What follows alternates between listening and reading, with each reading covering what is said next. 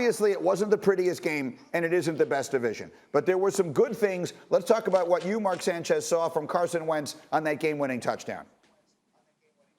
You know what I saw was exactly what Dan Orlovsky preaches about his, love affair for Carson Wentz. And you could see it on that last play, on that touchdown to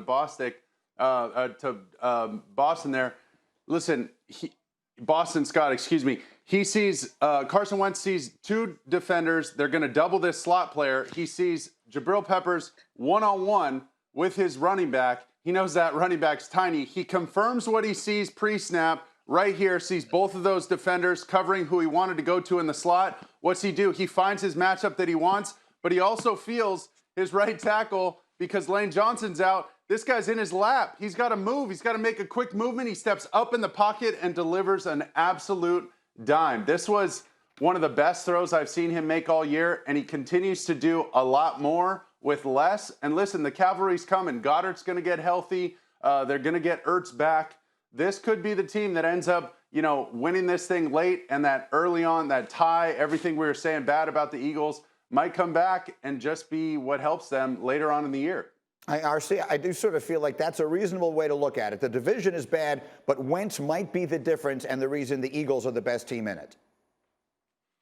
I think everybody sees it that way. On Wednesday, when you ask, which team would win the NFC East, I believe it was unanimous. We all thought that it was the Philadelphia Eagles, and because of Carson Wentz. I just want to say something about Boston Scott. Boston Scott trains with me. He was here the entire offseason, and every day, like we joked, we have a little tennis ball machine, and he would catch on the tennis ball, and he might do it for 30 minutes. And it could be 500 tennis balls that he shot at, and he might miss 400. But he's going to make sure he catches as many as he's supposed to catch every day. And so that's what this Eagles team may be. They're going to be a team of hard workers, a team of people that we are counting out. And with Carson Wentz, they're going to find ways to win games. And if this team gets a little healthy, someone may lose a first-round game to a team that's not even 500.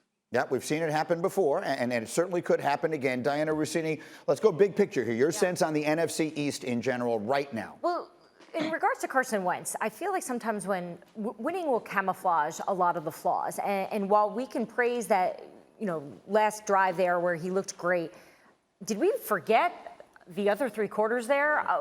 He makes decisions sometimes that have every Eagles fan screaming, why? Throw the ball. He's always playing hero ball.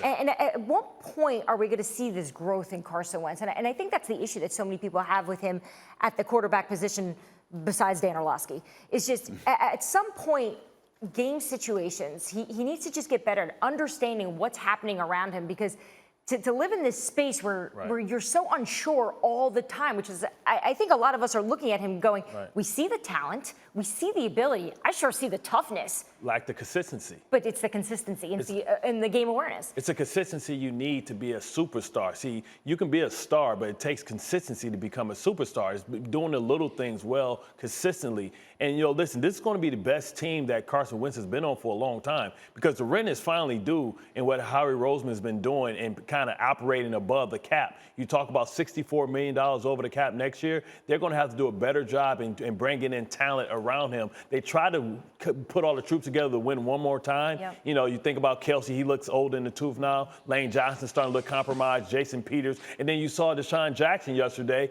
He's great when he can play, but the problem is he hasn't been able to be healthy. So the Carson Wentz and his, massive contract is going to start to carry a lot of weight on how this team is going to be in the future. So they have to understand that the winning time for them is now. After this season, is going to have to be a massive reset.